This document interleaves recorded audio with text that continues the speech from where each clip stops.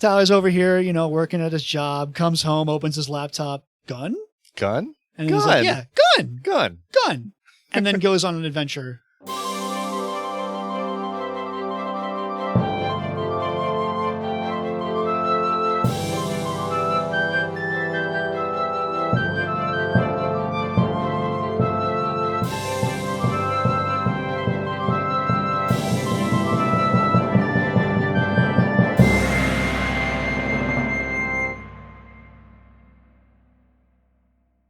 Hello, and welcome to Tabletop Mech Guide, the podcast where we talk about mechs, the corporations that build them, and the pilots that pilot them. The people that pilot them. People that pilot them. It was close. Yes. That was good. Yeah. This is your one and only most popular Lancer podcast. Yeah. I'm Tyler. I have not played Lancer this week. I'm Ryan. I've also not played Lancer this week, but I do dream at least once a night of playing Lancer. Once a week of playing. Once a night. Once a week of playing Lancer. Yes. Active lurker on the Lancer subreddit. Ooh, nice. Yeah. Occasional lurker on the Lancer Discord. Okay. Pilot.net. Ooh, pilot. Wait, is that the Discord? What's Pilot. the app?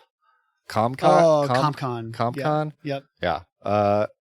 As you can hear, there is a change. We decided after 80 some episodes, we're just going to pivot. We're no longer a Pathfinder 2 podcast.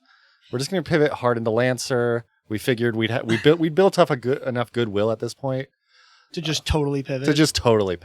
You laugh. There's actually a huge groundswell of Lancer support right now. Like unironically, yeah. Was like 5 Minute Tabletop or somebody big in the D&D space just like pivoted. Just did they did an intro to Lancer video and they got so many views. They're like, I'm going to do all the corporations. Ooh. So like Lancer's actually having a moment. Okay. Well, so that is, not the actual case. We're not going to pivot to. Hilariously, I was talking to a friend or she sent me a Instagram of every dude with a podcast, and it's the the Manosphere podcast. Yeah, I'm for sure. I think we can just pivot to a Manosphere. If Sam wasn't here, we could do it. We could totally do it. But yeah, so speaking of Sam, she unfortunately could not make it tonight. She has been just straight up beat down by strep the last couple days, and is feeling better today, but has some presentations this week, and wanted to save her voice for the paying gigs. Yeah. So it's Ryan and I, and we are going to talk about the TTR. Is it considered a TTRPG? Yeah. Okay. Lancer. Wait, do you not pay Sam for this? What? Do you not pay her for this? No, she's volunteer. Oh, you and I. Okay. No, I'm kidding.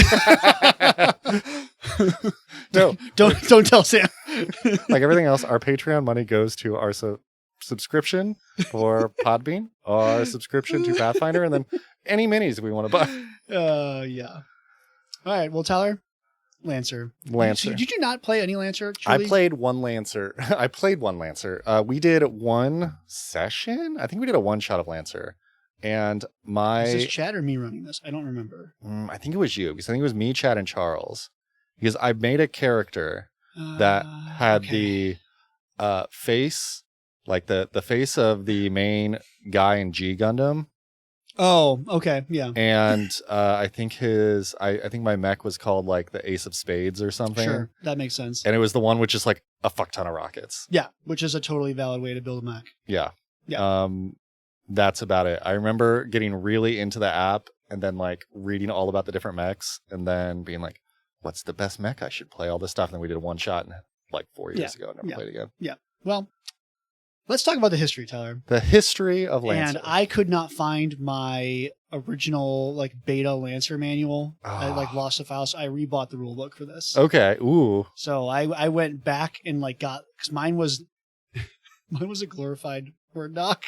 Okay. I bought it before there were pictures. Oh man. I couldn't find the code or anything, so now it has pictures. I got to re-experience the full package. It's great. So let's talk about designations of timing, Tyler. Okay. We have two different timing schemes. Of course. We have BU before Union and U after Union. AU. Just you. Okay. Just you. Union. BU and U. BU and U. Perfect. So 6,000 BU. Ooh. They have we're going to actually talk very little about mechs. When did Earthfall happen? Kind of. Yeah, we're actually What's For a game about Lancer, about mechs, we're going to talk very little about mechs. What's the current year in Lancer? I probably have it in here. I don't remember off the top of my head. So minus 6,000 BU or modern day is roughly 5,006 U. Okay, 5,016 U. Okay, so we're looking roughly 10,000, 11,000 years ago. Yes. Okay. So 6,000 BU. Earth launches the first of 10 generation ships seeking to grow humanity beyond Earth. Ooh. Because we want to expand to the stars. Okay.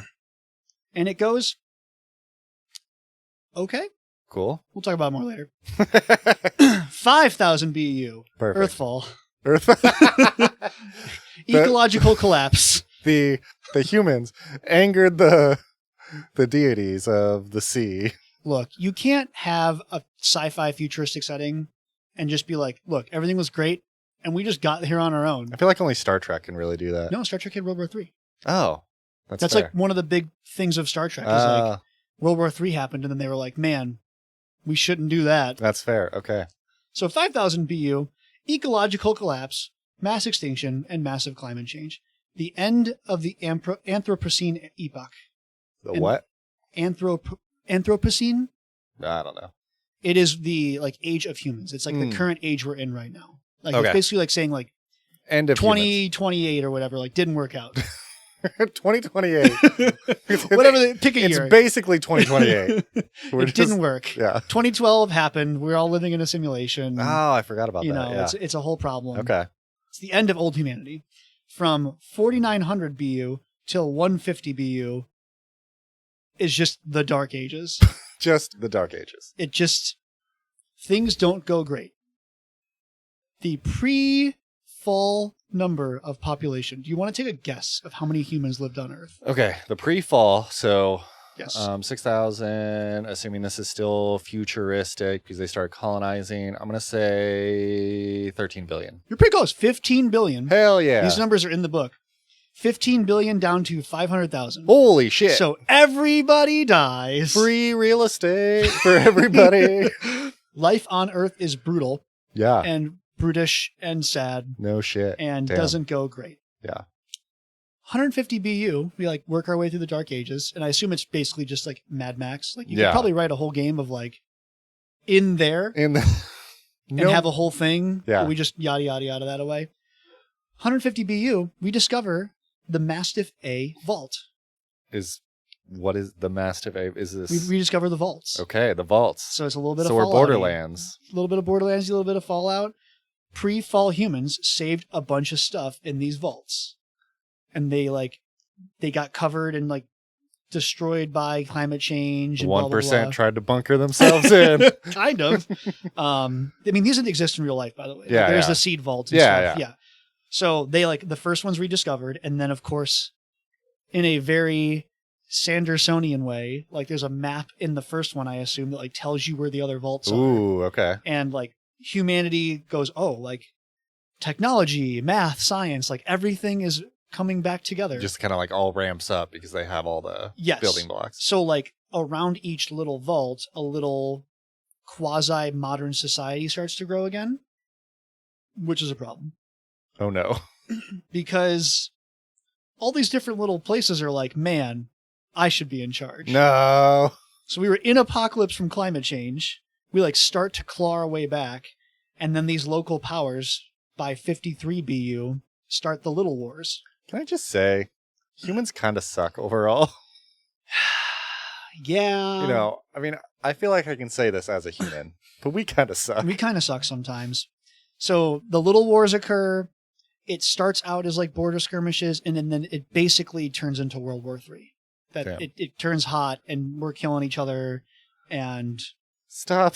We're already dead. Yeah, the populations come back, but we're on the verge of another basically full collapse. Perfect. 0 U. 0 U. Everyone agrees this was a bad idea. We should stop killing each other. That would make sense. And it does not give the details of how or why. That is left open for you to write in. But we establish the Union. The Union. We work together. Union save the day. Union save the day. And so it takes a while. because we then skip forward to 1400U. Damn. So look, it takes a while to make that logistics work. Yeah. So my reading between the lines, they're probably like, they have the technology. So like they have global communication, but I'm sure there's some degree of like, we have to recover from World War III. Yeah. And, partially the writers are like, let's get to the mechs. Yes, also that. So by 1400U, we reestablish the Union space program. Yes. We are back into space. Back in space, baby. We've reestablished long-range communications because we had like satellites and stuff that have been sitting up there. Okay, wait. So have like all the humans who left originally. Oh, okay. We'll get there. We're about to... Sorry. It's been 6,000 years, Tyler. We'll get there.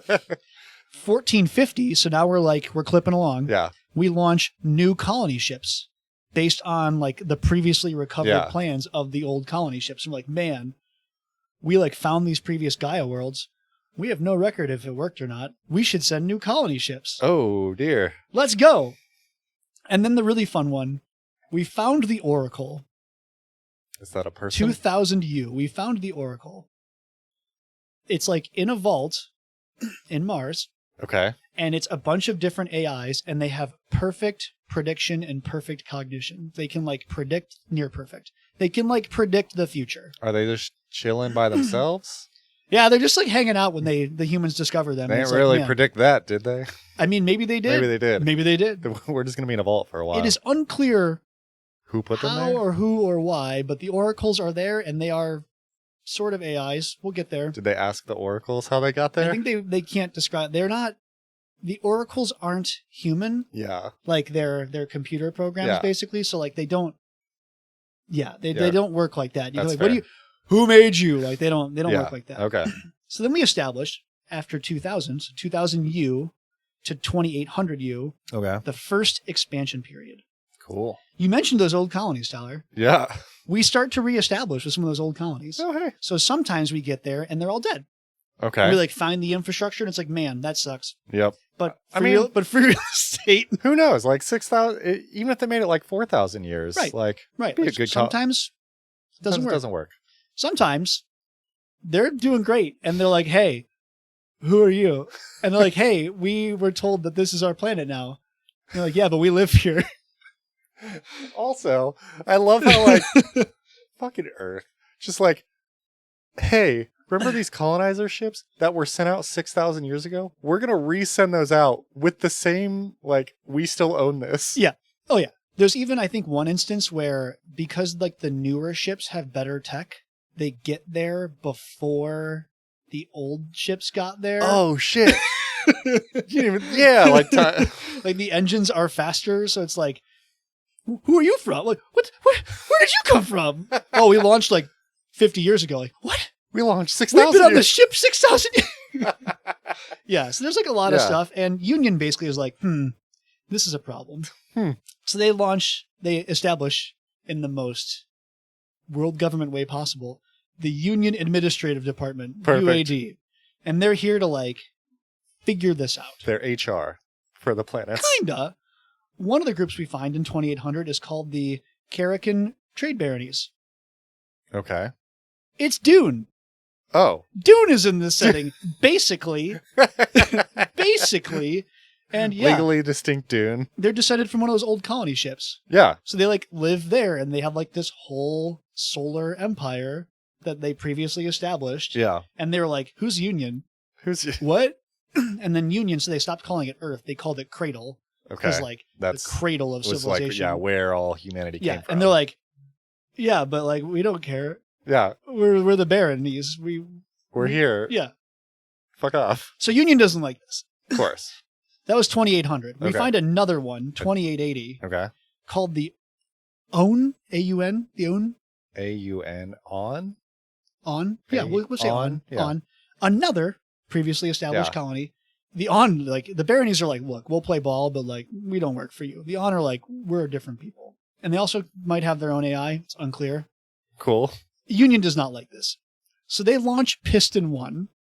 Oh no. Is this like what is it, like the rod of God? It's exactly what it is. Yeah. But we're talking interstellar distances. So they launch Piston 1, which is like this massive kinetic strike toward on space.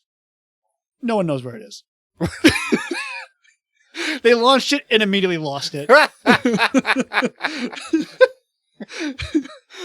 What's our response? Fire on the missiles! Sir, we've lost contact with the missiles. Shit. I mean, to be fair, like, trying to figure out a trajectory from cradle to fucking light years away. Yeah. This will become a common point of, hey guys, where's Piston? It'll be back, don't worry. So Piston will return. This is like a huge like thing. Like they're like, okay, you like spent all this money, you went back out, you found the colonies, and now you're launching missiles at them? Like, yeah. We don't agree with this. We as in the like union. The union, like the world, like there's civil discord essentially. It's a huge I don't know if I forget the word of it, but like a political like travesty. Yeah. So there's kind of like an internal coup. The union committee, the general committee, is replaced by the second committee. Ooh. So it's very like French Revolution, but like we took the old committee and we made the new committee. No guillotines. No guillotines. So then retroactively, the union committee becomes first com. Okay. And then we now are in second com or seccom. Seccom. Okay. Seccom.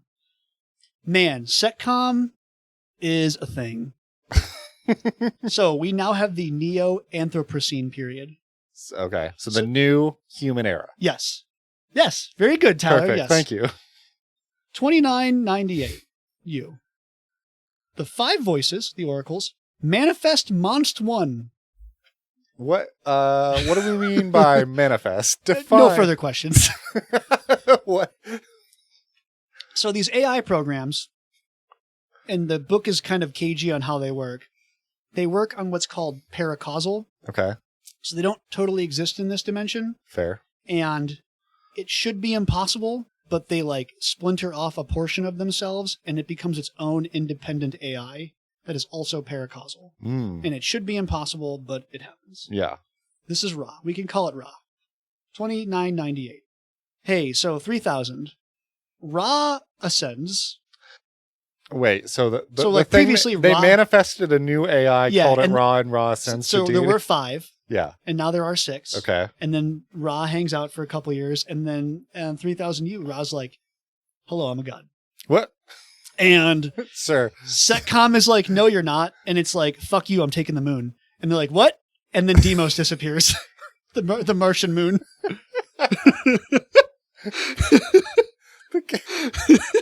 Sir, they took the moon. Yeah. And people freak out because Mars's moon has just disappeared. What the? Wait.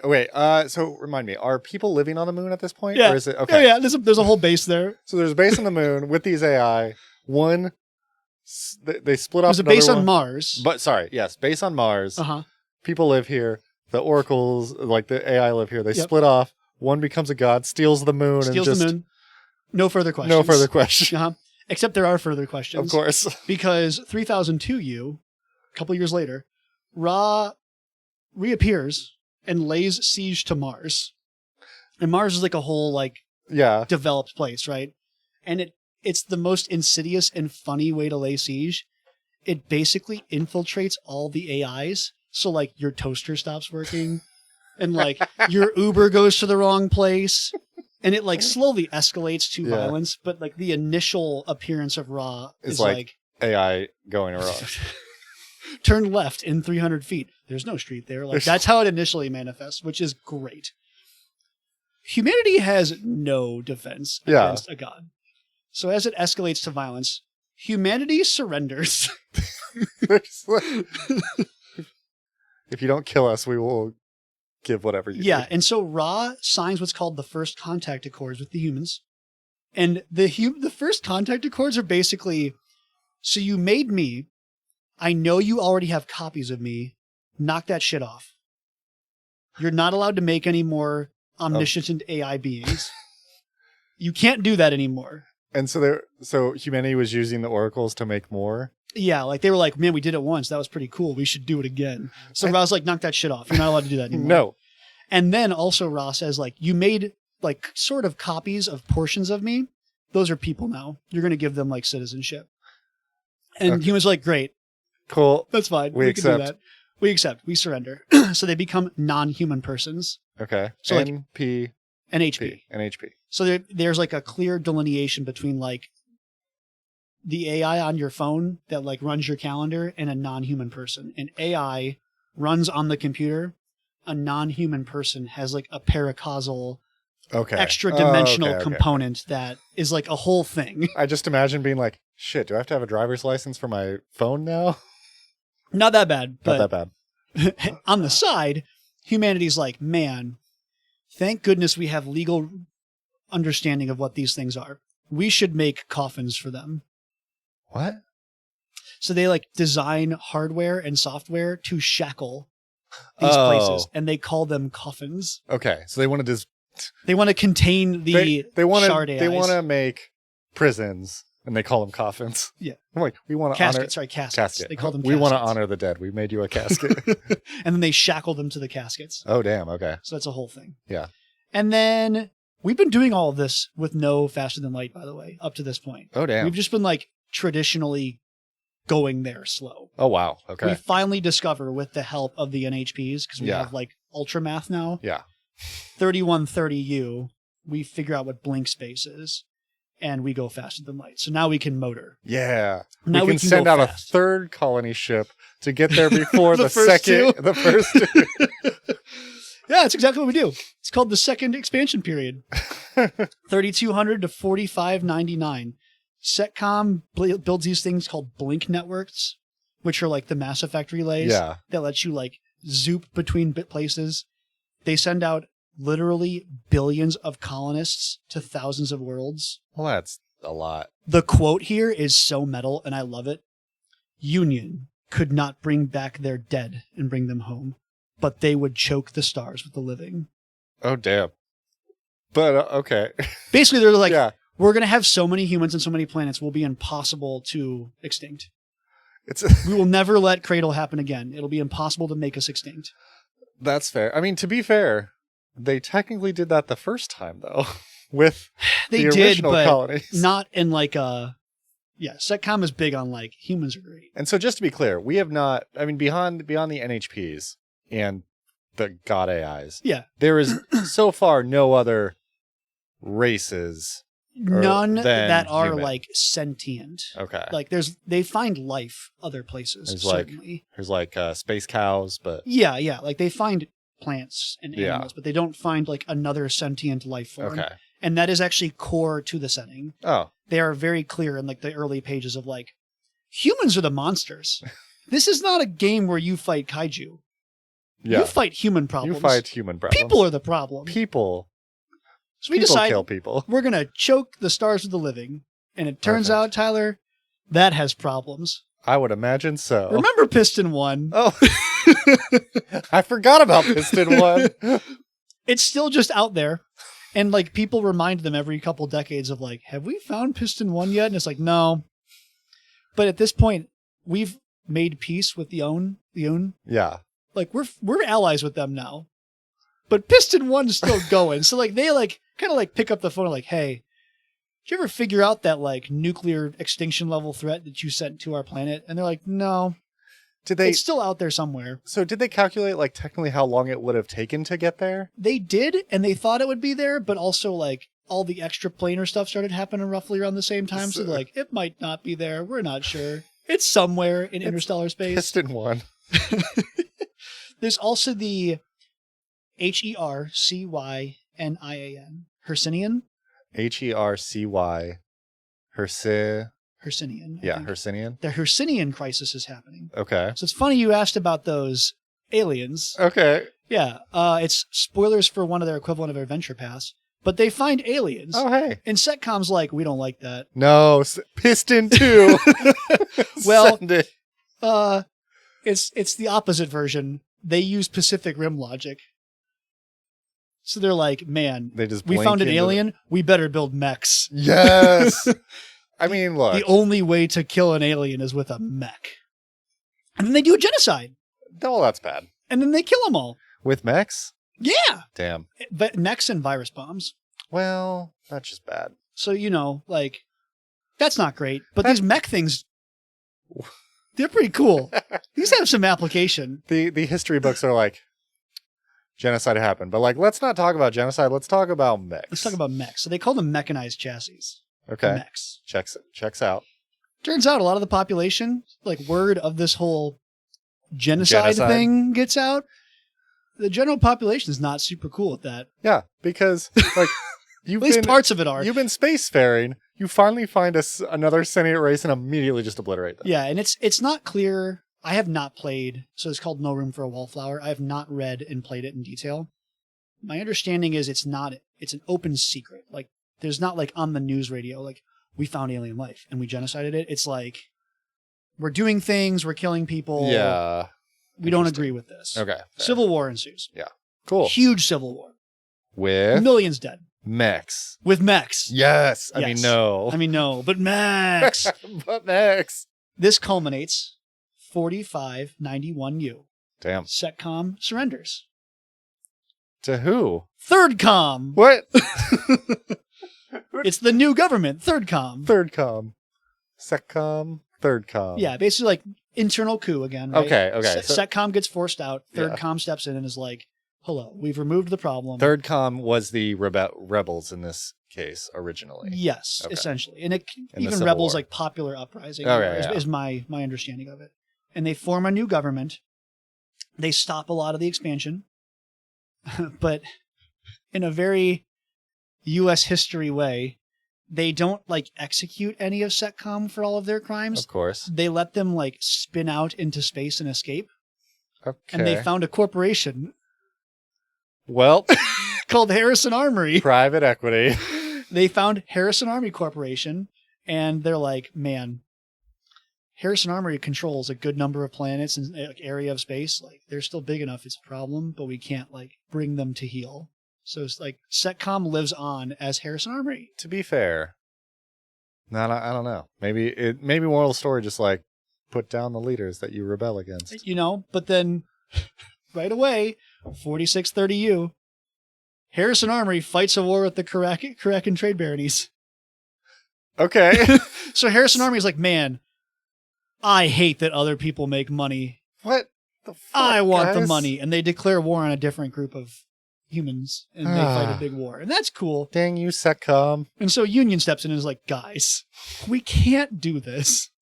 Stop it. We just fought a civil war. We can't do this. So the compromise, Tyler. The leader of Harrison Army, the Harrison the First. What a dumb name for like the Harrison. Yeah, I assume I'm just going to call him John Harrison. John Harrison. I don't remember finding his first name, but John Harrison. They take John Harrison into custody. So like they arrest the CEO. Okay. He goes to Cradle and he serves life in prison. The rest of the corporation has no further consequences, really.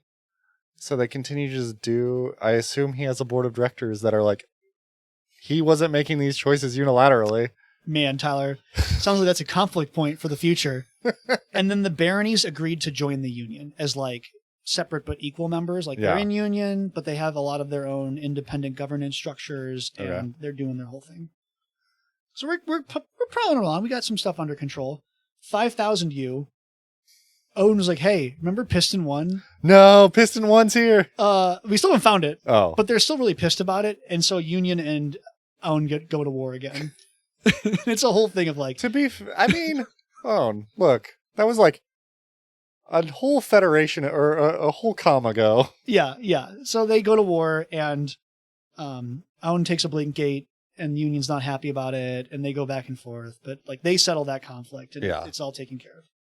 And that takes us to 5061U, modern day. Hello. The universe is a cool place. Yeah. It is not a perfect place. Let's talk about life in the Union, Tyler. Okay. Do you have any questions about the history? I mean, it feels like it tracks for humans in a human way. Yeah. Like if humans they don't have a common enemy of an alien race. They like just have money. It makes sense that the dumb corporations are like, we're going to fight over profit. Mm-hmm. I'm sure, there's probably explosive diarrhea caused by some corporation somewhere like there is now. It's pretty checks on. Yeah. So Third Com is like, man, SETCOM was pretty bad, guys. We should have some like things we strive for. Okay. So they call these the pillars. The three pistons. Pillars. The pistons, the 3 pillars. And they're like pretty good. All shall have their material needs fulfilled. Okay. No wall shall stand between worlds. Checks out. No human shall be held in bondage through force, labor, or debt. Except John Harrison. Except for Harrison, John Harrison the first. Screw that guy. And then prison still exists, but they banned slavery, right? Yeah. Or indentured servitude. Yes. It is a work in progress, and they like fully acknowledge that in their government of like, these are our ideals. We're working on it. It doesn't always happen. Yeah. But we're trying. Their most important policy is don't be an anthro-chauvinist. What is... Okay. So human. Anthro-chauvinism is a political ideology that adopts manifest destiny for humanity to the galaxy. So don't do the choke out the stars with humans bit. Don't go exploring. Don't go exploring. It comes back around. And it starts out like that, and then anthro-chauvinism kind of gets co-opted, and it ends up really being like super hard right-wingers are considered like, let's go back to SecCom, let's go be anthro-chauvinist, let's go make humanity be the best. Yeah. And that's like one of the big internal political issues is like they're fighting that constantly. Would that be called would that group of podcasts be the Anthrosphere? Ooh, the Anthrosphere? Anthrosphere? Yeah. Humanity first. Yeah. We're kinda. just asking questions. Yep. It also, ThirdCom wants to be hands-off. So SecCom was super hands-on. Like any little thing would happen they wouldn't like, and they would like send a strike force and nuke a city, or like send a strike force and arrest everybody. So ThirdCom's like, hey man, we only step in when it's really bad. Like, you do you. Yeah. We're here to help. They're big fans of soft power. They try not to do political or military intervention. Yep. And they have a big emphasis on local auxiliaries. So like local leadership. Like, don't send military from cradle. Like, on your planet, like your police force is there, and then like we might have like a small team of Union to like deal with stuff that's bad. That makes sense. Yeah. So they want to like local authority. There is a powerful Union Navy that is there to enforce stuff if needed. Does Navy count as like Space Navy now? Yes. No water Navy? Yes. Space Navy. The Space Navy. And they're called the UN, the Union Navy. Yeah, okay. And my favorites, there's like lots of departments in the government. And Ryan's like, I'm in for this. But my favorite is the Union Department of Justice and Human Rights. Okay. And this is the one that I was like hoping Sam would be here only for this little bit. The Union Department of Justice and Human Rights investigates violations of the utopian pillars. So they're like the pillar police. The pillar police. They only step in when it's really bad. Like, oh, dang. We found slavery, or like, we found people who just are like dirt poor. Like, that's their goal. They also have a military. Like, they have their own military component. With mechs? With mechs. Yes. So they're called Liberator teams. Ooh. And they like go on critical assistance missions. Okay.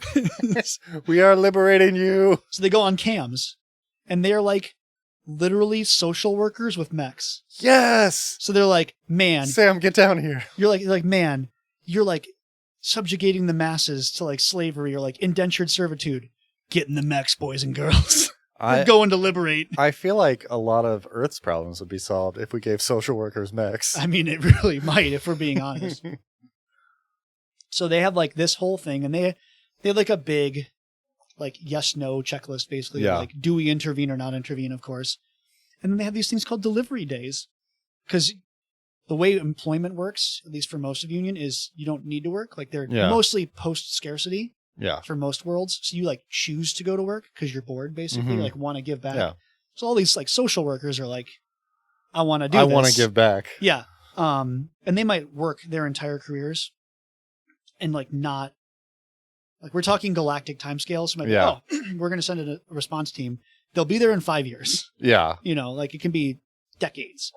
So they get delivery days where like their supervisor will get a whole bunch of like letters and personal effects from the missions that they had previously worked on 20 years ago. Aww. And like deliver a big package. And it's like, here's all the letters from like Timmy and like grandma that like, damn, that's the most wholesome thing I've ever seen. you made a difference. Aww. It's so great. That's so great. Yeah. And then like you get in the mech and then you go spread some more freedom. Dang. That's the kind of liberation group I'm here for. It's kind of great, right? That's kind of sweet. Humanity is split into 3 general groups. Okay. The Metropolitans. Those are the ones, they live on the core worlds. Yeah. They live a post-utopia or post-scarcity lifestyle. They live functionally in a utopia. Mm-hmm. They are Star Trek. Yeah. They want not. They Want do not, whatever they neither. want. We have the Cosmopolitans. They're the ones who live in the stars. They live on ships. They live on stations. They like jet around. Yeah. They have this whole thing with relativity because relativity is a thing that happens. So they see time very differently. Like, yeah. Because they're able to like travel at light. Yeah, they're So you going have, like, super all fast. So like All that time they dilation. might swing by a planet, and then for them it's 2 years, and then for the planet it's been 100. Yeah. It's like everyone they knew was dead. So like they kind of have their own spacefaring culture, Yeah. which is cool. It could be really good. You could also be like on a dumpy freighter on the fringes and Yeah. not live a good life. Yeah. But it's a spacer life. And then the diasporans, Okay. they're the ones who do not live the pillars. Oh no. So if we're using the Star Wars reference, these are the outer worlds. Oh yeah. These are the ones where like they might be former colonies that have Mhm. no contact with Union, but they're like in Union space. Yeah. It might be they live within the Union, but they like don't have post scarcity, so there's like water shortages. Yeah. It might be a tyrant took over the planet and they're living in slavery. Like a lot of the Send bad the social work mix. Yes, a lot of the bad stuff happens in the diaspora Yeah. worlds. And yeah, 3D printers are big. Hell yeah. You can buy building size 3D printers. What? And you just like 3D print whatever you want. Dude. So you like want to build a building, 3D print the building. You want to build a mech, 3D print the mech. Yes. And so the whole world runs on licenses. Like basically like the files. Yeah. If you have the files to print the building, you can print the building. If you have the files to print the mech, print the mech. So that's like the currency. Like there is mana, MANNA, like that's sort of their currency, but it's not really like it's You're trading subscriptions. kind of, yeah.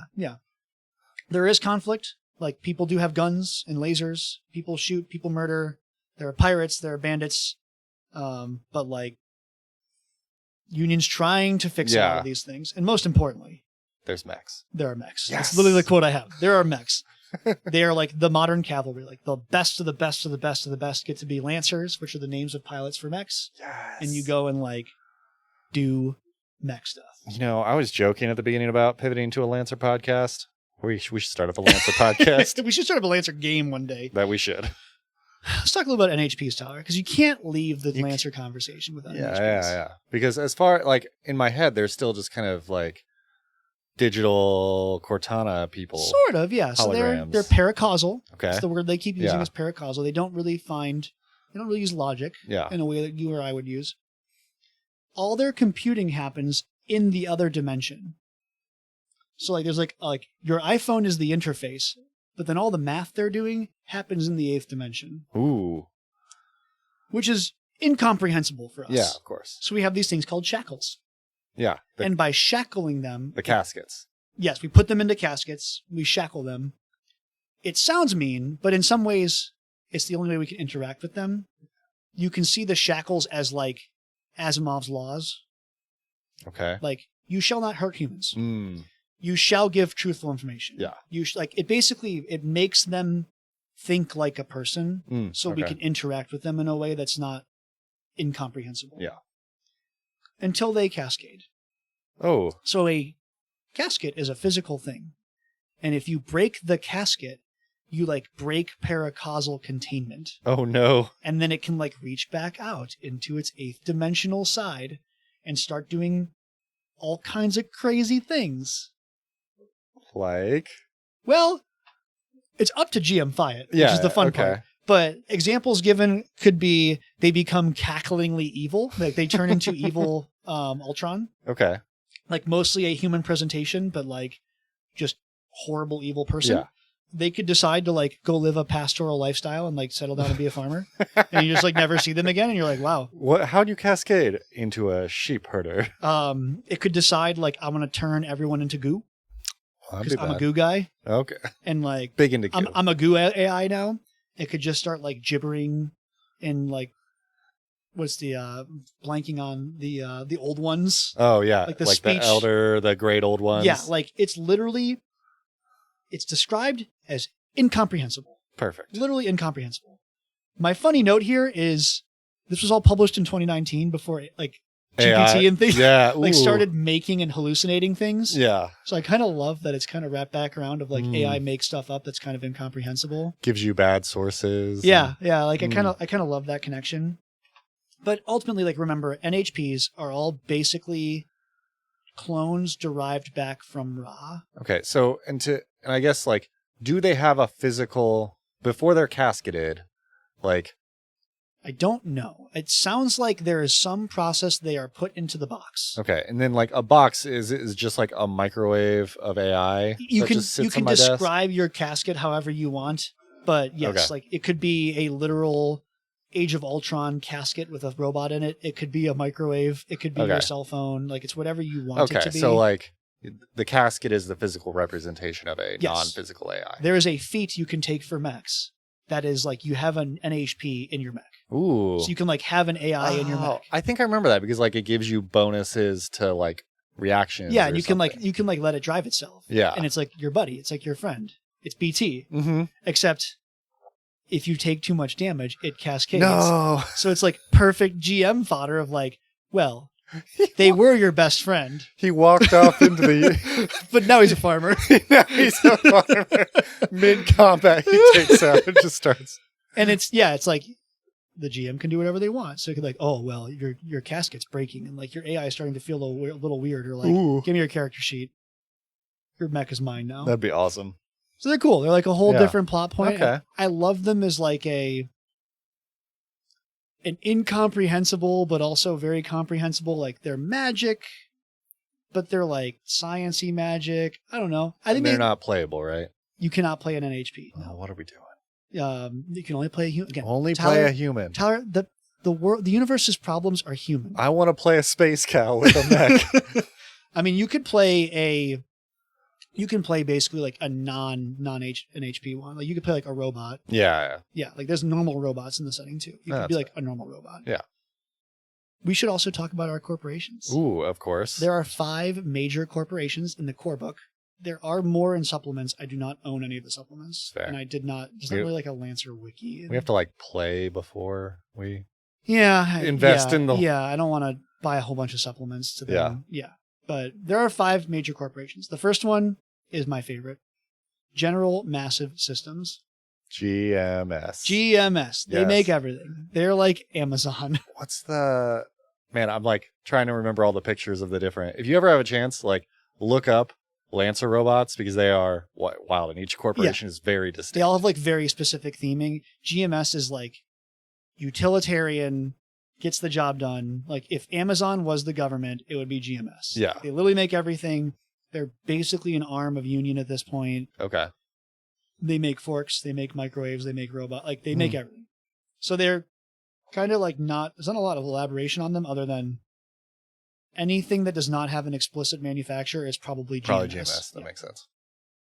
We have Harrison Armory. Harrison Armory. Hello. They make the best weapons and armor in the galaxy. Well, that's fair. That's good. They also consider themselves to have their own imperial interests. And they're basically like SecCom coded. Yeah. Like they want humanity to rise again. They want humanity to own the stars. Like they are exactly what you think they are. Yeah. They are typically the boogeyman of any internal human affairs. They are the ones going to rallies with tiki torches. Yes. Yeah. Yes. They are all about it. Yes. We have Smith Shimano. Okay. Which I think is a hilarious name. The second most powerful corporation after Harrison. They don't really own any physical territory or very little. They own the OmniNet. Is that the internet? That's the internet. But it's like very like Ready Player One. Like yeah. The whole virtual space. Like they own all the real estate in virtual space. Ooh, they own Second Life. They are Japanese mech coded. Like they are the Weeaboo. They are the Gundam. They are like the look. The terminally online Gundam Weeaboos. Yeah, like you want to play a ninja mech. We get it. You want it to have a katana sword. We get it. Oh, yeah. Smith Shimano is for you. You pick Smith Shimano stuff. Hell yeah. They're also big on cybernetics and medical enhancements. So, like, yeah. You want to be a cat girl. Smith Shimano. Like, you can get that enhancement. It's fine. You can do it. We have IPSN. Interplanetary Shipping North Star. So they're a shipping company. They're UPS. Yes. So they're intergalactic UPS. Nice. That's how they started anyway. And now they're a mixed. They also, if UPS was like, man, we should make our own trucks. Yeah. And they're like, we're pretty good at making trucks. We should make trucks with guns. We're pretty good at making trucks and guns. We should make microwaves. We should make microwaves with guns. I don't know how microwaves became our constant reference. I don't know. I like it. Yeah, that's our most futuristic tech we can think of. Microwaves. We have touch badges at work now, and I feel like I live in the future. Ooh, it's crazy. Yeah. So yeah, they like hold some territory. Their big advantage is just like logistics. If you want to get something somewhere fast, IPSN is like. What type of what do their mechs look like? They're actually, I think they're very like UPS coded, like boxy with like arms and legs and like crates always strapped on them. Storage. And stuff. Yeah. And then we have Horus. And Tyler probably remembers Horus. I remember Horus. Horus is weird, man. Because Horus is like touched, like very alien tech coded. Yeah, Horus is a decentralized agglomerate of personalities. Yep. They're like, what was the old hacker group? Anonymous. They're like, if Anonymous was a company. Okay. So, like, all of their mechs are super weird. Yeah. And they love all the paracausal stuff. So some of their mechs just, like, partially live in extra dimensions. My favorite is, like, the one mech that I think I played had an ability just called Gun! ! And then everything else in Lancer it's very D&D 4-y. Yeah. Like, very explicit rules. Here's how many actions. That weapon just says gun! ! And then its description is gun ? 2d6. It's like no description of what it is, how it does, what it works. It's just gun. And the online has kind of agreed, like, the gun always changes to whatever. Not even whatever you want. It's just like whatever it thinks it needs to be. Okay. So like it might be a machine gun. It might be a laser. It might be a thing that shoots hammers. Like it's just gun. And that's just a perfect example of Horus. They're just weird. They're just super weird. They're into chaos. I like it. The other kind of running joke is all the other places you can like buy a license to a thing. Like I can go buy a license to a microwave and print a microwave. I can buy a license to a Harrison Armories mech and I can print that mech. You can't buy Horus licenses. They just show up on your computer. What? They're reverse malware. Kind of. So like the joke is always like, if you want to play a Horus mech, you have to have a reason in your backstory of why someone gave you a license to a Horus mech. Like why you woke up one morning and you had a 6-arm abomination mech license for your 3D printer, and why you decided, like, I'm going to print that. Why not? It was free. Like, Tyler's over here, working at his job, comes home, opens his laptop. Gun? And he's like, yeah, gun. And then goes on an adventure. The also weird part is, so those Lancer units are allowed to customize their equipment. Yeah. It's weird from the perspective of, like, you could run a Horus mech as an arm of Union. Oh, yeah. So, like, imagine the U.S. military of, like, all this standardized industrial equipment and then, like, hey, buddy. 6-leg spider robot. we don't talk about him. That's just Steve. Steve's effective. He's great. Steve's a great guy. He's really good. He always got my back. Mech's pretty weird. How'd he get that mech? I don't know. We don't ask questions. One day, his microwave just like spit it out after he warmed up his morning ramen. Yeah. Horus is great. Nice. Yeah. And that's Lancer, Tyler. That's Lancer in a nutshell. I forgot how cool Lancer is. I love Lancer setting. It is optimistic in a way that I really appreciate. Like, I love 40K. 40K is so damn depressing sometimes. Yeah. Everything is awful and terrible, and there's lots of news in the real world that is terrible and awful. Like, it's fun to read Lancer and be like, we're trying. It's like, it's optimistic in a way that, like, there are real problems that need to be solved, but, like, people actually give a shit to solve them. Competent individuals with the skills to solve those things. Not like our current hand people in charge. Yeah. Like it's a comforting place to like read a story and be like, man, I could be a mech pilot and like shoot the big tank and liberate the planet and save the day, and like that's how the setting works, and it's great sometimes. Dang. Well, I think we can convince Sam to play Lancer now if she knows she could be a mech toting social worker? I mean, we 100% that would be the campaign, right? Is like we work for that department. We're the mech social. That would be good. And we would just like find a thing to go intervene in. Man, I'm in. Yeah, I didn't even talk about like how the game works, which we could do in our time, but like you basically skipped all the action parts. So like you can, if you like the social interaction, and you can like do it. You can do it, but there's really no rules for it. It's mostly like mission 1, bad things are happening. 6 months later, mission 2, bad things are happening. It's like Armored Core. You just like go from sortie to sortie. Yeah. Like the whole game is just like high point to high point. Like you're not supposed to dwell on all the tiny little moments unless you want. Unless you want to. Yeah. Man. Well, thank you, Ryan. Yeah. This has been fantastic.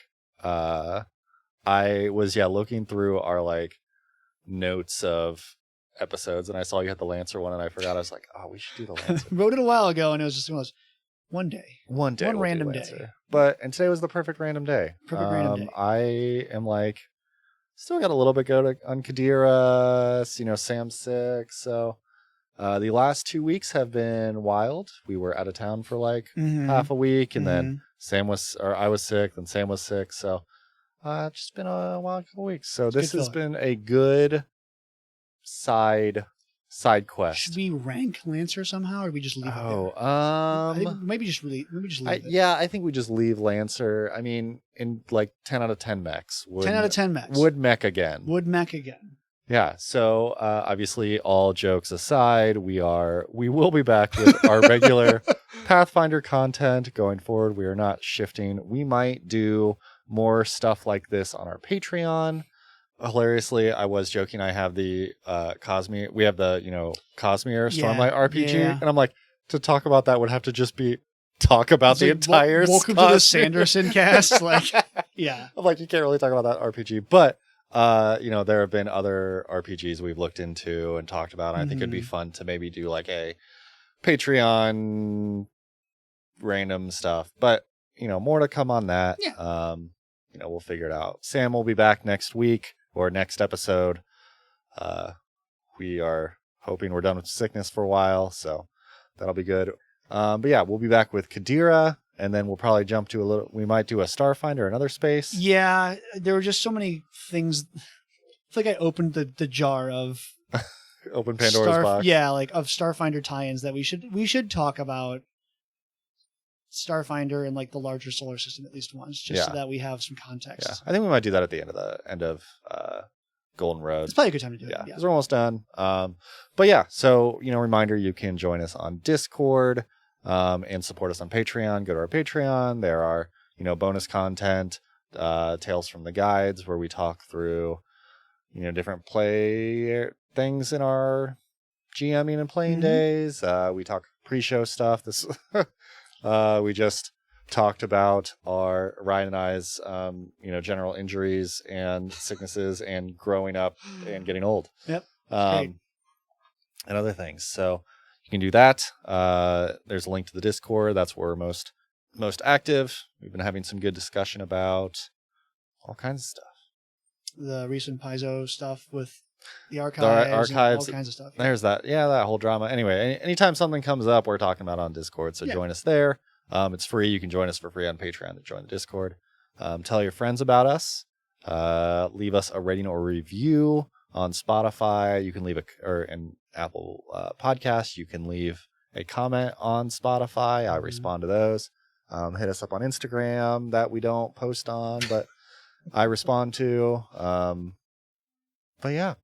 Until next time, space travels. Space travels.